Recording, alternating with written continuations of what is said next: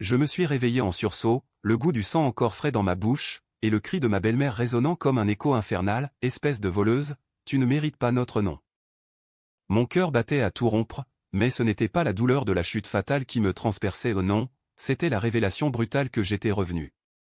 Revenu dans ce corps brisé, dans cette nuit pluvieuse de Paris, 3 ans en arrière, juste avant que tout ne s'effondre.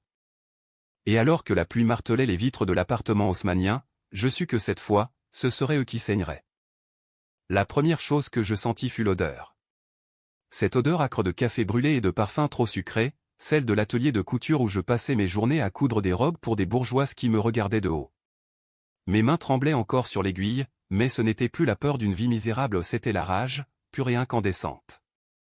J'avais 27 ans à nouveau, Marie Duval, la petite provinciale de Lyon qui avait cru que l'amour pouvait effacer les classes sociales. Quelle idiote! Je clignais des yeux, fixant le miroir craquelé au-dessus de l'évier. Mon reflet me renvoyait un visage pâle, des cernes profonds, et ces lèvres que j'avais mordues jusqu'au sang lors de ma dernière heure. La chute. Oh, Dieu, la chute. 3 ans plus tard, il m'avait poussé au pas littéralement, bien sûr, ces aristocrates de pacotille n'auraient pas sali leurs mains manucures. Non, ils m'avaient acculé, avec leurs mensonges, leurs factures falsifiées, leurs regards assassins. Tu nous ruines, Marie. Ton mari mérite mieux qu'une sangsue comme toi. Ma belle-mère, Élise de Montfort, avait orchestré le tout, un faux scandale d'adultère avec un ouvrier, des dettes inventées sur mon nom, et moi, jeté à la rue comme un chiffon usé. J'avais sauté du balcon de notre hôtel particulier place des Vosges, sous les yeux indifférents de la nuit parisienne. Mort, trahison absolue. Et maintenant? Je riais, un rire hystérique qui fit sursauter la chatte errante qui rôdait dans l'atelier. Marie? Tu vas bien? La voix de Sophie, ma collègue et unique amie, me tira de ma transe. Elle était là, inchangée, cheveux roux en chignon négligé, tablier taché de fil. Je hochai la tête, forçant un sourire. Oui, juste un cauchemar. Mais en moi, les plombs se formaient déjà. Cette fois, je ne serais pas la victime. J'avais payé pour tout les chambres dont il se vantait, ses suites au Ritz, ses villas en Provence, ses comptes offshore que j'avais alimentés avec mes nuits blanches de couture et mes secrets de freelance en comptabilité. Ils ignoraient que la petite Marie, l'épouse discrète, avait les codes, les preuves, les leviers. Et je les activerais, un par un, jusqu'à ce qu'ils implosent. Ce soir-là, je rentrais chez moi au non, chez lui. Antoine de Montfort, mon futur mari dans cette villa, m'attendait au pied de l'immeuble du Marais, son sourire charmeur illuminé par les réverbères. Il était beau, ce salaud, cheveux châtains ondulés, yeux verts hérités de sa lignée noble, et cette aisance qui faisait fondre les cœurs. Nous nous étions rencontrés 1 an plus tôt, lors d'une exposition au Louvre. J'étais serveuse bénévole, lui un collectionneur en herbe. Amour fou, mariage précipité contre l'avis de sa famille.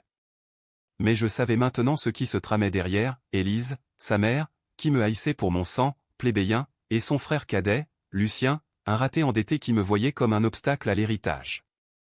Ma chérie, tu as l'air épuisée. Viens, j'ai réservé une table au Georges V, il m'embrassa, et je dus me retenir de le gifler. Dans l'autre vie, ses dîners étaient des mensonges sucrés, il avait fermé les yeux sur les manigances de sa mère, préférant sa tranquillité à ma défense. Cette fois, je souris plus largement. Parfait, mon amour. Mais d'abord, un petit détour? J'ai une surprise pour toi. Nous marchâmes jusqu'à la Seine, sous une lune voilée. Je sortis de mon sac un dossier fin, que j'avais assemblé dans l'après-midi des copies de relevés bancaires, subtilisées lors d'une pause volée à l'atelier. Regarde ça, Antoine. J'ai trouvé un moyen de nous enrichir. Les yeux de mon fiancé s'écarquillèrent devant les chiffres, des investissements discrets que j'avais simulés, en réalité basés sur mes connaissances futures. Il rit, excité. Tu es un génie, Marie. Ma mère va adorer. Oh, Élise adorerait, oui, jusqu'à ce que cela devienne son poison. Les jours suivants furent un tourbillon calculé. Je jouais mon rôle à la perfection, l'épouse dévouée, cousant des ourlets pour la noce imminente, assistant au thé mondain où Élise me disséquait d'un regard. Chère Marie, vous devriez vous vernir les ongles. On dirait une ouvrière. Ces pics glissaient sur moi comme de l'eau, je les collectionnais, les archivais mentalement pour le jour du jugement. Lucien, le frère, était plus grossier. Antoine, tu es sûr? Elle sent le fil et la sueur. Mais Antoine, aveugle comme toujours, me défendait mollement. Bientôt, le mariage approcha. La cérémonie serait somptueuse, à l'église Saint-Sulpice, suivie d'un bal au crayon. Élise avait insisté pour tout payer ou du moins, c'est ce qu'elle croyait. En vérité, j'avais déjà transféré des fonds anonymes vers les fournisseurs, via un compte offshore que j'avais ouvert en secret, inspiré de mes lectures nocturnes sur la finance grise. Ils pensaient que l'argent venait de la fortune familiale, moi, je savais que c'était mon labeur, mes heures volées à la couture pour des clients italiens. Et ce soir-là, lors d'un dîner de répétition, je lâchai la première mèche. Élise, chérie, j'ai une idée pour les chambres d'hôtel des invités. J'ai réservé au Plaza Athénée tout sur mes deniers, bien sûr. Pas de souci pour la famille. Le silence tomba comme une guillotine. Élise pâlit, son verre de chablis tremblant dans sa main. Sur tes deniers? Mais nous avons déjà tout provisionné.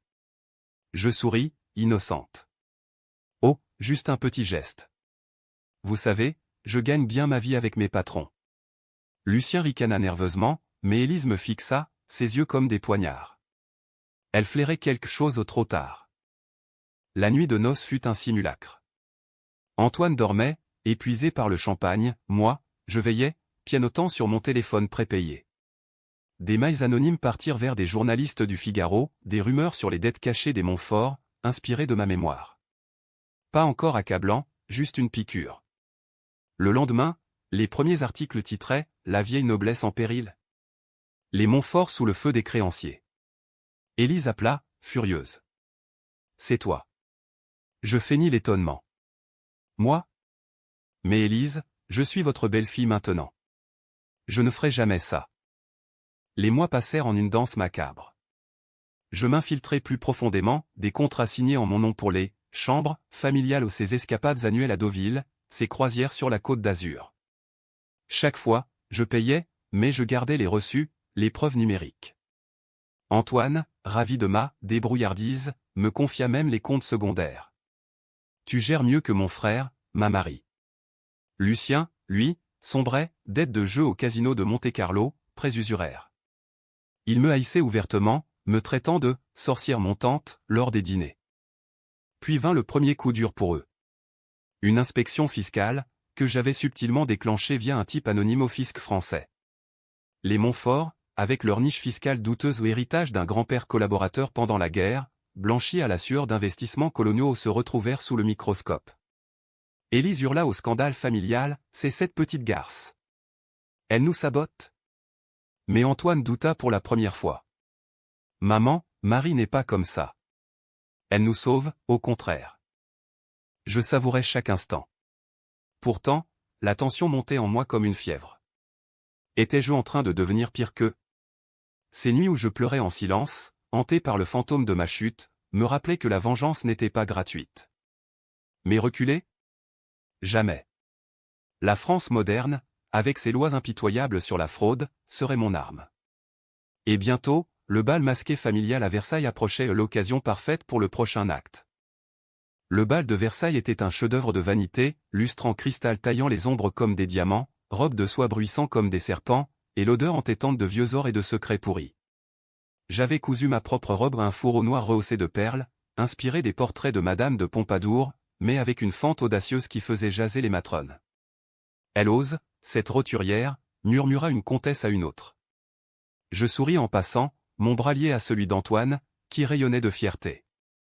S'il savait que sous ce tissu battait un cœur de pierre. Élise trônait au centre, sa toilette empire brodée d'or, entourée de ses alliés, des notaires véreux, des politiciens de droite usée, et Lucien, aviné, draguant une héritière pour renflouer ses dettes. Elle m'avait convoqué plus tôt, dans les salons privés, Marie, ces rumeurs fiscales. Si c'est toi qui les as lancées, je te jure que je te détruirai. Notre nom est intouchable.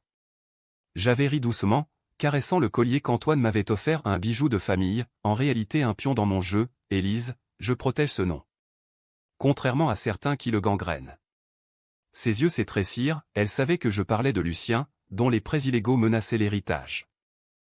La soirée s'anima avec un orchestre jouant du Ravel revisité, moderne et dissonant, comme ma vie. Je dansais avec Antoine, nos corps se mouvant en une valse parfaite, mais mon esprit cartographiait les faiblesses, le notaire qui avait falsifié des testaments pour Élise, la comtesse qui couvrait les amours illicites de Lucien. J'avais déjà semé des graines des photos discrètes envoyées à un détective privé, payé avec mes chambres. Car oui, chaque suite que j'avais réglée était un fil de ma toile, le Plaza pour les amants de Lucien, le Ritz pour les pots de vin d'Élise. Ils pensaient que c'était leur luxe gratuit, c'était mon arsenal. Soudain, un murmure collectif. Un homme en smoking gris s'approcha, inspecteur Duval, ironie du sort, même nom que moi ou du fisc. Madame de Montfort, une petite discussion? Élise blêmit, se levant d'un bond. La salle se tut, les regards convergèrent. Antoine me serra la main, qu'est-ce qui se passe? Je feignis l'inquiétude. Rien, mon amour. Juste des formalités. Mais en vérité, c'était mon coup, le type avait porté ses fruits, révélant des déductions fiscales frauduleuses sur les propriétés familiales OC, chambres, en Provence que j'avais payées pour masquer des locations illégales. Le scandale éclata comme un feu d'artifice empoisonné. Élise fut emmenée dans une antichambre, Lucien titubant derrière, jurant contre cette pute de belle-sœur. Antoine, furieux, confronta sa mère, « Maman, qu'as-tu fait ?» Elle cracha, « C'est elle. » Marie, avec ses airs innocents, elle nous vend. La valse reprit, mais l'air était vicié. Je m'éclipsai aux toilettes, composant un numéro, mon contact au Le Monde, un journaliste affamé de scoop sur la haute bourgeoisie. Envoyez l'article. Maintenant. À minuit, les téléphones vibrèrent. Titre, Affaire Montfort, fraude et secrets de famille au cœur de Versailles. Les invités fuyaient comme des rats, Élise hurlait des dénégations. Lucien, ivre, tenta de m'agresser dans un couloir, « Salope, tu vas payer. » Je le repoussai, un sourire froid. J'ai déjà payé, Lucien. Pour tes chambres à Monte-Carlo. Souviens-t'en. Il recula, le visage cendreux, il savait que j'avais les factures, les virements tracés. Antoine me trouva dehors, sous la pluie fine de la nuit de Satori. Marie, dis-moi la vérité. Es-tu impliquée? Son regard, pour la première fois, portait une ombre de doute. Je l'embrassai, larmes aux yeux, pas feinte, cette fois. Je t'aime, Antoine. Mais ta famille. Il nous tue à petit feu. Il m'étreignit, brisé. On va s'en sortir. Ensemble. Mais ensemble? Dans l'autre vie, ce « ensemble » avait été une farce. Il avait choisi sa mère, me laissant crever seul. Cette nuit-là, dans notre lit, je veillais encore, planifiant le suivant, ruiner Lucien financièrement, le forcer à confesser ses dettes. J'engageais un hacker freelance, un gamin de banlieue que j'avais connu dans ma vie passée pour pirater ses comptes. Des transferts fictifs vers des paradis fiscaux, des faux prêts. Bientôt, les huissiers frappèrent à sa porte. Les semaines suivantes furent un chaos délicieux. Élise, sommée par la justice, vendit des bijoux pour payer les amendes dont celui que je portais, récupéré subtilement via un avocat que j'avais briefé. Lucien fuit à Bruxelles, poursuivi pour escroquerie, les tabloïds le surnommaient « le prince déchu ». Antoine, déprimé, se tourna vers moi, « Tu es ma bouée, Marie. Sans toi, je sombrerais. » Je le consolai, mais en secret, je diversifiais nos actifs transférant tout sur des comptes à mon nom, justifiés par mes gains de couture. Pourtant, la culpabilité rongeait. Lors d'une promenade aux Tuileries, je vis une mendiante, ombre de moi-même future, et vomis dans les buissons. Étais-je une justicière ou une monstre? La France, avec son code pénal impitoyable, article 313 à 1 sur l'escroquerie, 432 à 11 sur la corruption, me protégeait, mais mon âme. Une nuit, Élise appela, voix brisée, « Marie, reviens. On peut arranger ça en famille. » Piège évident, je raccrochai, mais le doute s'insinua. Le climax approchait, le procès fiscal, où Élise serait jugée. J'avais les preuves irréfutables, relevées montrant que les chambres, payées par moi, masquaient des évasions. Mais avant, un choix controversé, falsifier un témoignage? Non, trop risqué. Au lieu, je contactai une ancienne amante de Lucien, une mannequin brisée par ses promesses pour qu'elle témoigne. Chantage doux, mais efficace. Aidez-moi, et je vous libère.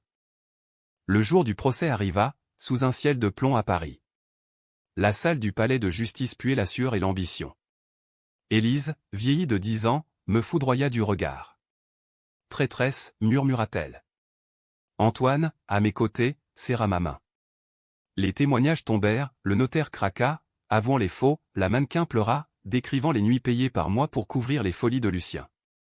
Puis, mon tour, je montai à la barre, voix ferme. J'ai payé pour leur silence. Pour leur chambre, leur vice. Mais je ne paierai plus leur chute. Le verdict fut un raz-de-marée, amende colossale, saisie des biens. Élise s'effondra, hurlant « Tu nous as tués !» Je la regardai, impassible. « Non, madame. Vous l'avez fait vous-même. » Mais dehors, Antoine explosa « Tu as tout orchestré, n'est-ce pas ?» Ses preuves, ses témoins. Je niai, mais il vit la vérité dans mes yeux. « Qui es-tu, Marie ?» La fissure s'élargissait. Après le procès, Paris sembla se refermer sur nous comme une huître empoisonnée.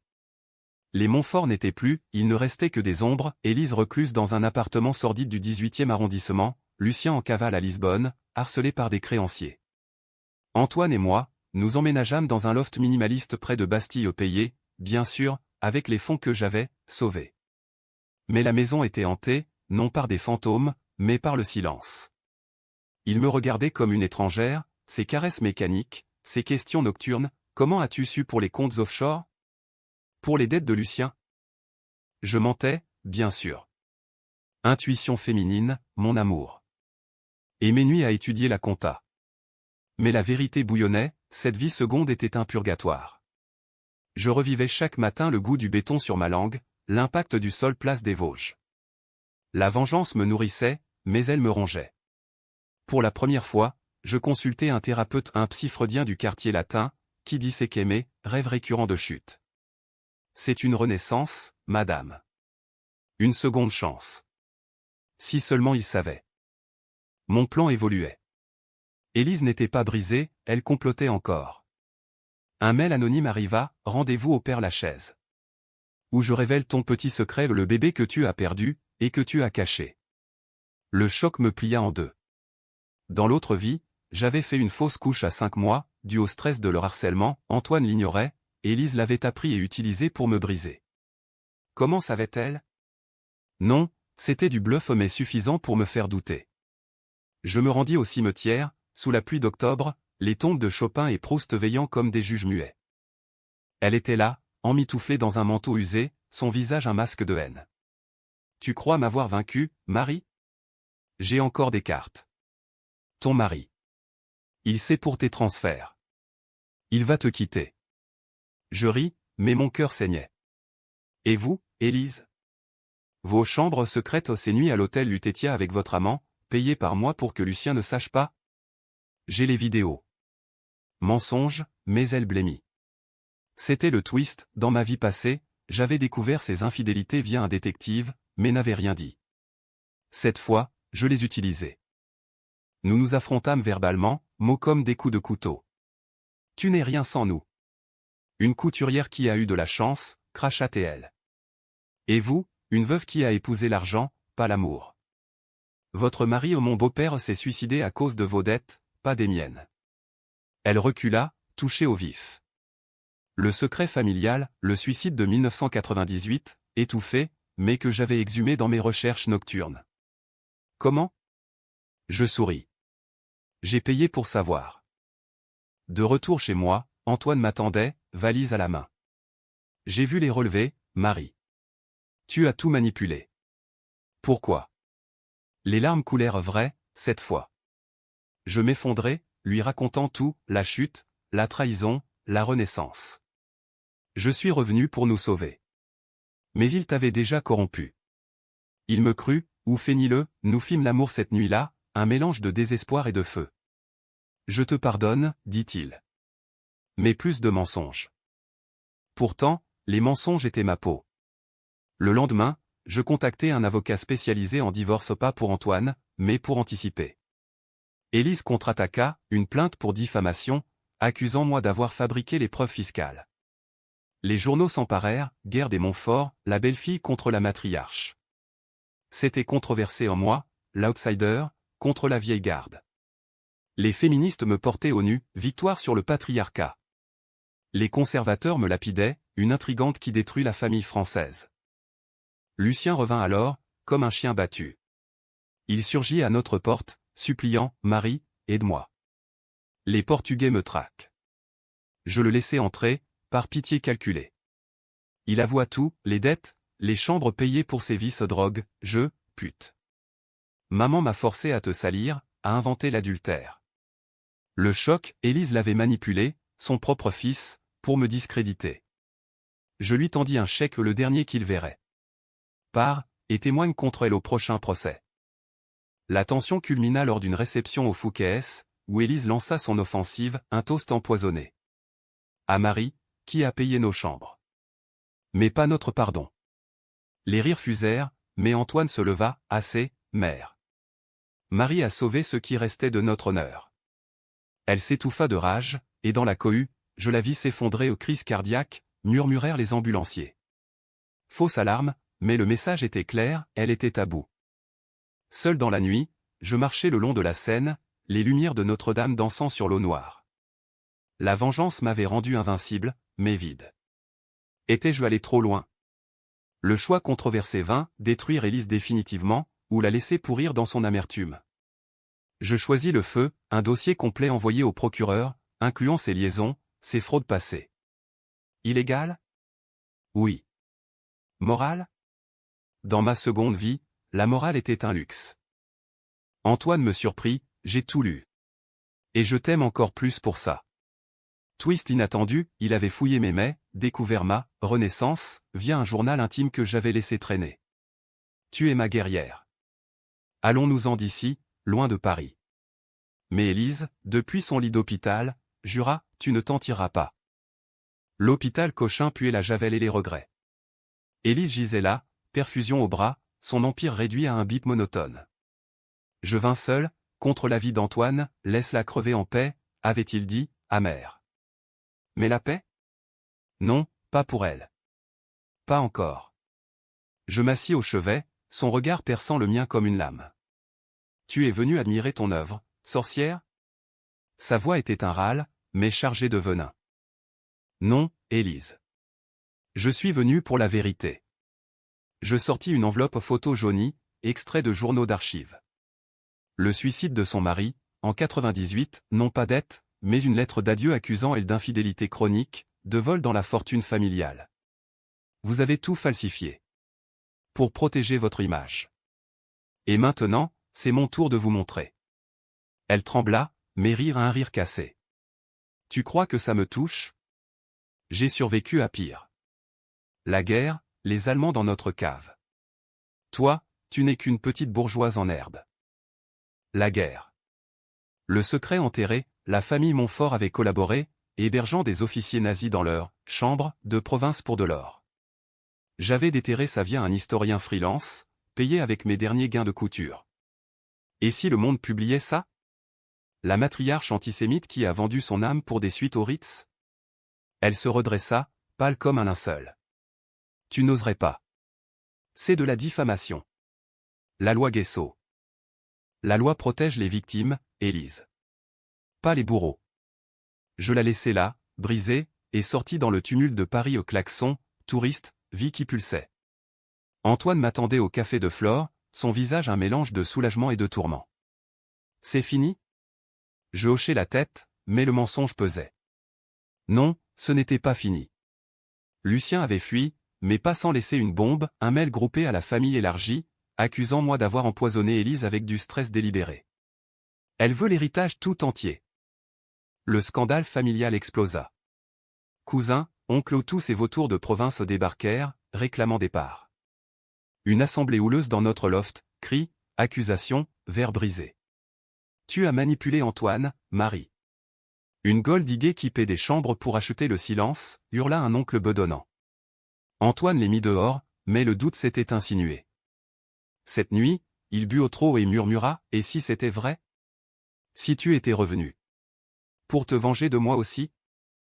Le lendemain, je pris une décision controversée, l'avortement secret de ma vie passée n'était pas une fausse couche. J'avais choisi de l'interrompre, terrifié par la toxine de cette famille. La vérité à Antoine? Non. Au lieu, je simulais une grossesse test falsifiée, échographie truquée via un contact médical. Mon amour, nous allons avoir un enfant. Notre renaissance. Ses yeux s'illuminèrent, il pardonna tout. Mais c'était du sable mouvant. Élise sortit de l'hôpital, plus vicieuse. Elle engagea un privé pour fouiller mon passé et trouva, mes origines lyonnaises, un père ouvrier mort d'amiante, une mère alcoolique. Un article anonyme dans Voici, Marie Duval, la fausse noble, secret d'une ascension empoisonnée. Les ragots fusèrent, nos amis du Marais nous évitèrent. Je ripostai, publication des archives familiales Montfort, via un blog anonyme. Les collaborateurs de l'ombre, comment les Montfort ont vendu la France pour des chambres d'or. La France entière bouillonna. Débat télévisé sur CNews, héritage noir ou chasse aux sorcières? Les Juifs parisiens protestèrent devant l'ancien hôtel particulier, Élise fut traînée dans la boue, sommée par une association de déportés. Lucien, depuis Lisbonne, appela en pleurs, « Tu as tué maman ». Je raccrochai, mais le poids écrasait. La vengeance causait des collatérales, une tante Montfort fit une dépression, se suicidant dans sa chambre de Biarritz payée par moi, ironie cruelle. Antoine découvrit la grossesse fictive lors d'une visite médicale. La confrontation fut apocalyptique, tu m'as menti sur tout. La renaissance, l'enfant. Qui es-tu vraiment? Je hurlai la vérité brute, la chute, les mensonges, les chambres, comme chaîne. Je suis revenu pour te sauver de eux. Mais toi. Tu étais complice. Il partit, valise en main, vers l'appartement d'Élise. Réconciliation? Trahison renouvelée. Seul, je marchais dans Montmartre, sous la pluie, revivant ma mort. Le twist vint d'un appel, Élise, voix faible. Viens. C'est fini. Opère la chaise encore, elle m'attendait sur un banc, un dossier en main. Ton secret, la fausse couche. Je l'ai su par le médecin. Et j'ai poussé Antoine à te croire folle. Pardonne-moi. Aveu? Ou piège? Elle tendit le dossier au nom des preuves, mais une lettre, j'ai tout confessé au procureur. Les fraudes, les chambres, le passé. Prends l'héritage. Sauve-toi. Était-ce sincère? La matriarche brisée, ou le dernier coup? Je pris la lettre, et partis. Mais en rentrant, Antoine était là, maman m'a tout dit. Elle se rend. Et moi? Je choisis toi. Nous pleurâmes, unis dans la ruine. Pourtant, la tension persistait. Le procureur appela, perquisition imminente. Mes transferts? Traçables. La loi française ne pardonnait pas l'escroquerie, même vengeresse. Le jour de la perquisition fut un orage d'acier. Des agents en civil envahirent notre loft, fouillant tiroirs, ordinateurs, même les ourlets de mes robes cousues main. Antoine, pâle, me serra contre lui, on affronte ça ensemble. Mais en moi, la panique hurlait. J'avais tout anticipé au sauf ça.